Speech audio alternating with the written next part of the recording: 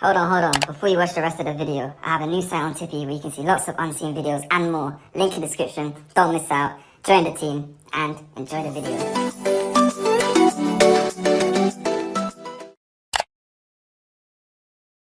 Totally equal because we recognize we have a bigger population at Tempe, but we did look and compare to try to keep them as close as possible as we could on things. So, but yeah, it's a good point here, Terry. We want to make sure we do it right?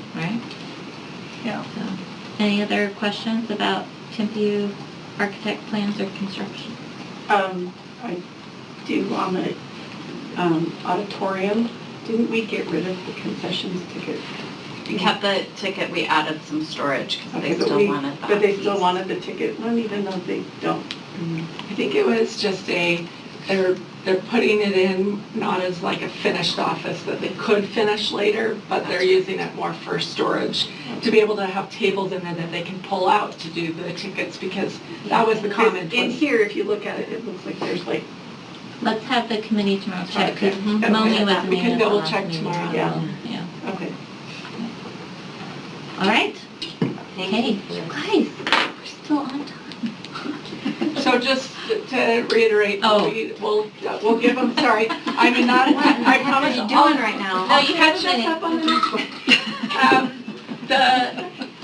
We'll go ahead and do the notice to proceed on the cafeteria so we can really make the most out of the summer. And then once we get that full contract with the next one, we'll come and approve the full construction EIA contract.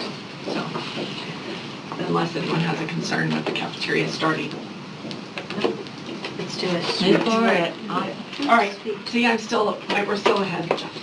Thank you, Devin. Okay, item number 10, we're going to go back to Devin for board pay recommendation. Okay, so Bonnie, would you bring up so what I did was did some looking and tried to match the pay with basically our minimum wage, that not high school minimum wage, but our wage that we pay someone who comes in.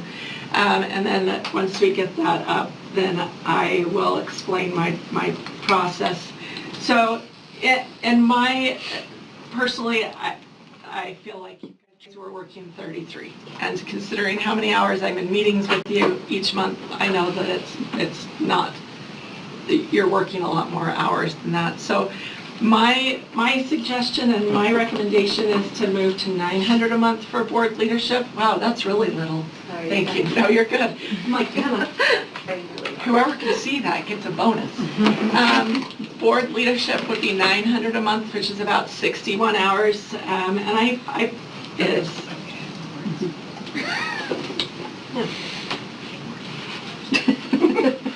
I get paid $15 an hour to be a crossing guard. This is awesome. We were You know what? My Yeah. husband thinks I make 7 cents an hour. So.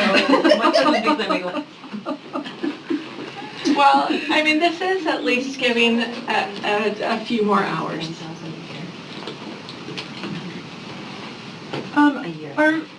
Are we going to like have some kind of, I know the city council and the mayor have their pay commission thing, are we gonna? That's part of their policy. We don't have that as part of the policy, and it's never been part of a study or a committee. It's just been really making sure that we can get really good board members like we have, and at least making it a little bit palatable to be spending as much time as you guys do at the job. I know it's not as much as you deserve, but we need to balance, the appropriateness with the amount, and I have zero qualms about making the change.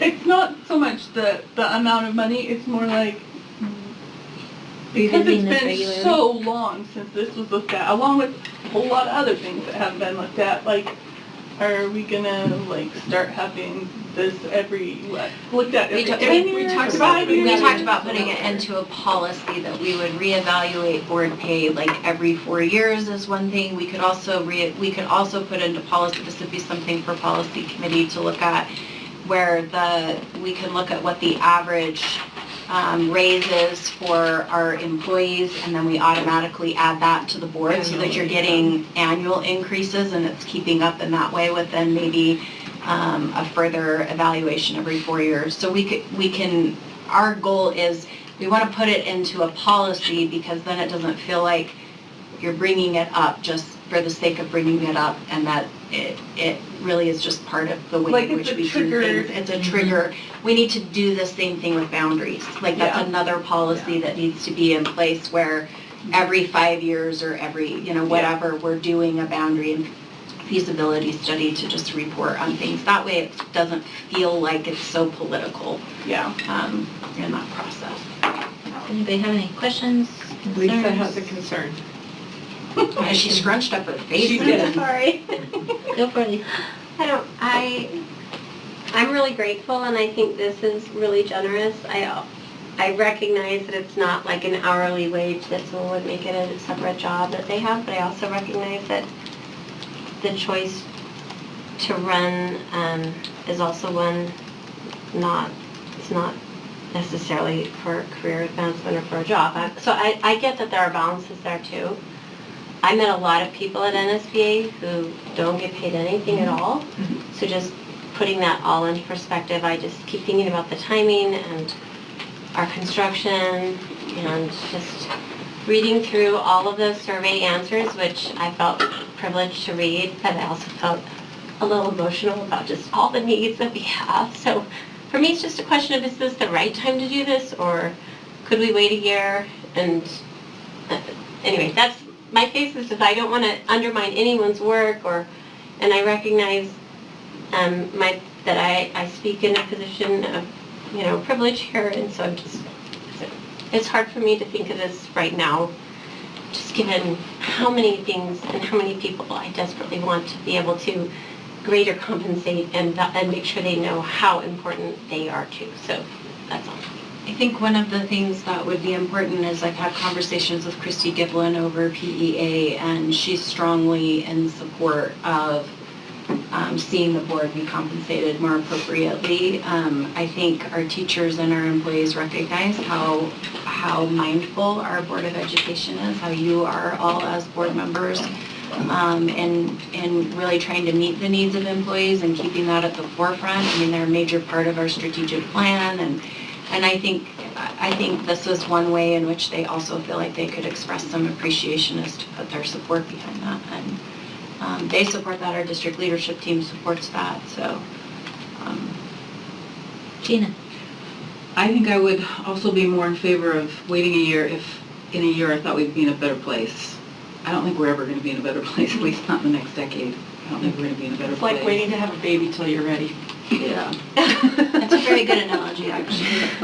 And I also think, and I agree that some people who met at NSBA who didn't get paid, but one of the things when Devin brought it forward was she looked at the pay for districts here locally, right? And I feel like we need to, we don't need to be, but I think looking at being in line with the districts along the Wasatch Front of similar, we're doing similar size and things like that. But I understand, and I think very similarly about some of that. I think if we're going to get people who want to run, because now they see what we're doing, right? I tell people, you need to run when I'm done, and they're like, how much do you make? I'm like, $480, I make, 10 cents an hour. And they don't want to run. So $14.41 is not, it's not the best in the world, but I think it's also will maybe encourage people in my area if people cannot afford, right? And so, anyway. That's what I was gonna say. Like, I'm not gonna be on the board forever. Someone's gonna replace me, and I want someone who feels like they're actually being. Who might be a school guardian. There are individuals that are at the district office that are assigned to be substitutes. I don't know what that looks like if they have to be familiar with every single school site or what that looks like. So that was a question I had for Jason Garrison. Can I ask a question? Please. about that? Who is providing each of these trainings? So it's I understand that top one, but the second one. It's ProvoCity PD that does the training for us. So I would ask a more specific question about about that because some people have undergone that already, but I'm afraid to have them answer right now. So they could maybe send me a text message and tell me what that looks like, and then I could read the text message and answer that more, so we're all clear. Love it. Okay.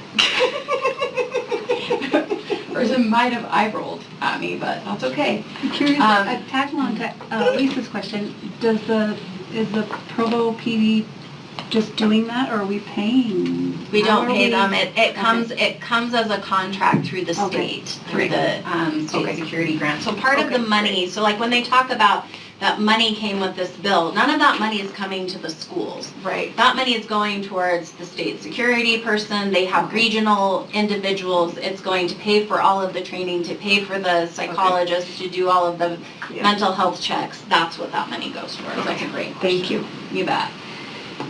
You can look up this section that defines what a firearm is. I'll let you decide if you need more clarification on what a firearm is. And then notice that it has initial training, and this is where they have to go to a firearms range. They have to know about all of the current laws, appropriate use of force,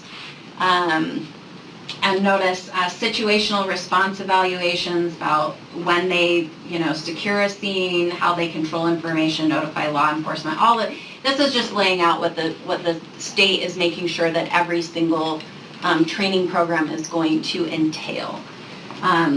The other thing that I asked about was it states that this employee has to be a volunteer, and there were a lot of questions about how are you an employee if you're a volunteer? It means that I can't force an employee to be a school guardian. So I can't say your employment in this position as a custodian means you have to be a school guardian. So if we have a school where there literally is no employee that wants to be a school guardian, then we write that into the state as an exception and say, we do not currently have anyone that wants to be a school guardian, and they will grant us that exception. So that can happen. I believe there might be, Jared, is there one school? There's two that I think we're in that position right now. So because of employee turnover every year, do you have to ask every year who wants to be it? Generally, if the person is volunteering to be it, we would just verify with them that they would want to continue in that capacity at any Well, point. no, I mean like at the two schools. Oh, yes, we would. We could, yes. Then the next year Yes. you would say, Hey, does anybody want to be a school guard? Yes, absolutely. Yep, great question. And we do not, if a community member was like, I would like to volunteer to be the school guardian at this school, we don't, here locally. We don't, I'm not gonna. They have to be an employee. They have to be an employee. Okay, So that's what, I notice just it wanted to says- clarify yeah. that because a couple people have asked me, so. That's because in the original legislation, as they were originally talking about, they Right. talked about them being volunteers, and there was I see. confusion Okay. about what that looked like. Thanks. So that's also why I Thanks. wanted to clarify. Notice that it's not supposed to be a principal or a teacher, someone who has to be primarily responsible for the safety of kids, but pretty much anybody else can serve in that capacity. Then it talks about the state security chief, who's Matt Pennington, is the one that oversees this program, ensures what it includes, and then they're working with the county sheriff's department, who then contracts with other agencies. So that's where the county sheriff is contracting with ProvoCity PD to provide that training for us. And then notice on line 116, it has all of the requirements that they're eligible to join the program if the school administrator approves. So ultimately, a principal can say, I don't care if you want to be a school guardian, you don't get to be a school guardian. So there is that administrative oversight if they had concerns about an individual that they felt should not be in that particular position. They have to... Question on that. you bet. If there was more than one person that wants to volunteer to do this, does the principal get to make the final decision who that person's going to be? No, we usually have more than one because you usually have a situation of where you need a substitute in case, so you want backup on that. So most of our schools have more than one person identified. And then you have to be able to hold a valid concealed and carry permit. and that everybody verifies that they've undergone the training and the mental health screening. That's part of that. And the mental health screening includes like a written exam of over 300 questions and then a personal interview that's tied to it. So I'm checking my text messages in case I have some valuable information here. It says step 1, complete